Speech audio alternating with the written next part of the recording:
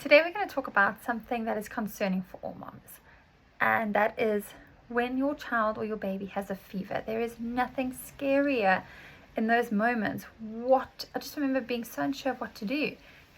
Do I give them meds? When do I go to the doctor? Do I go straight to the hospital? What is really going on? What's causing it? There's a million questions that fly through your mind within the space of a few seconds, and it's really unsettling. So let's go through a few facts about fevers first before we dive into how we treat them at home in a natural way. So if you're here, you're obviously looking for natural solutions. You perhaps don't like to use medication on your children, same as me, and we're in the same boat, and you're looking for a solution for when those fevers arise and how to treat them and how to feel more confident in treating them. So first I want to say is that often when our child has a fever, our biggest concern is to bring that fever down and to break the fever. You would have heard that term a lot, I'm sure. And actually I want to say to you that a fever is there for a purpose. It's a fever up until 39 degrees Celsius. I don't know what that is in Fahrenheit. If you're in other parts of the world, I think it's about 100. Is actually really good for a sick child. Up until about 37.4 degrees Celsius, that's just a mild temperature. The body temperature is just elevated, but isn't a fever yet above that. Up until 39 degrees, your child is still safe. It's just past 39 degrees Celsius that you want to start focusing in and just being a little more cautious. So that's where the dangers lie, really above 40 actually. So I know that we want to often bring that down, but what is happening in the body is that fever is igniting the immune system to now fight the infection, whether it be viral or bacterial. So actually it helps the body to fight here, and it helps the body to then recover quickly. So we want that to be happening. We want the body's temperature to be slightly elevated so that the body isn't fighting alone, allowing that virus or that bacteria to take hold of the entire body. Okay, so with that, I know my one daughter loves being in the minority percentage. She was born on a due date as well, and she falls into this very small percentage, this 4% of children that have seizures when they have fevers, and it's very scary. If that is your child, I know it's incredibly scary and you just want to bring it down, and I'm going to show you how to just help soothe the body. And what I do want to say is that while it is scary to watch, it really isn't causing damage. I know there's talk of brain damage that happens with high fevers, and that's really elevated, over 42 degree fevers.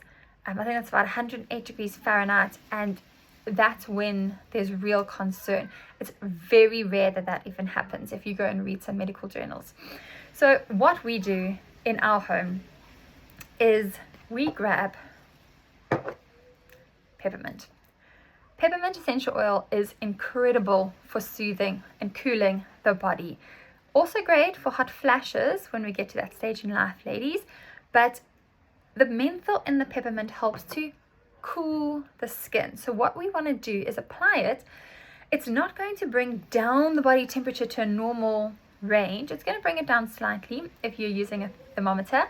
But what you're really going to find is that your child's skin is going to feel cool, which is really what you want. You want them to feel comfortable at the end of the day while their body is fighting, whatever is going on.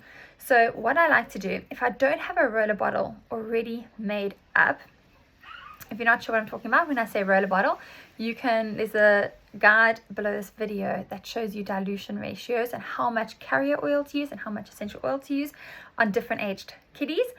So if I don't already have a roller bottle made up, I grab a teaspoon of carrier oil. In this instance, I like to use fractionated coconut oil, and I take 1 or 2 drops of peppermint. I also add in a drop or 2 of lavender, which is going to help soothe your child. Studies are showing that just inhaling lavender helps with the pain as well. So I add that into 5 ml of carrier oil, and I apply that all over their back, and I make sure to get the back of their neck as well. And if you'd like, you can apply some to the front of their chest. Some children might be cautious on the tingly feeling, So then I dilute it even further down. Okay, my youngest daughter doesn't like the feeling of the tingles, so we apply it on her feet, and we apply in very small amounts down, right down her spine. Very diluted. So lavender and peppermint are going to be great for that. What we want to focus on as well is the fact that something is going on in the body. Okay, and we want to know what that is. But if we want to treat that, whatever's going on. But if we don't know what's going on, what I like to do is grab my tea tree and my oregano. Those in the essential oil world are natural antibiotics. And so you can grab some of that, and I usually apply it to the bottom of my kitty's feet and down their spine. Okay, if you are, I'm going to actually pop a video link underneath this video for you to go and watch how the oregano and the tea tree work together on the viruses inside the body. It's really incredible. So take a look at that for sure. And yeah, that's how we manage fevers in our home. There are other ways, and I'd love to hear your ways if you found other ways of doing that. Otherwise, next time your little one spikes a fever, grab hold of some peppermint and some lavender. If you don't have lavender, just use the peppermint. It'll do the trick. And let me know how that goes.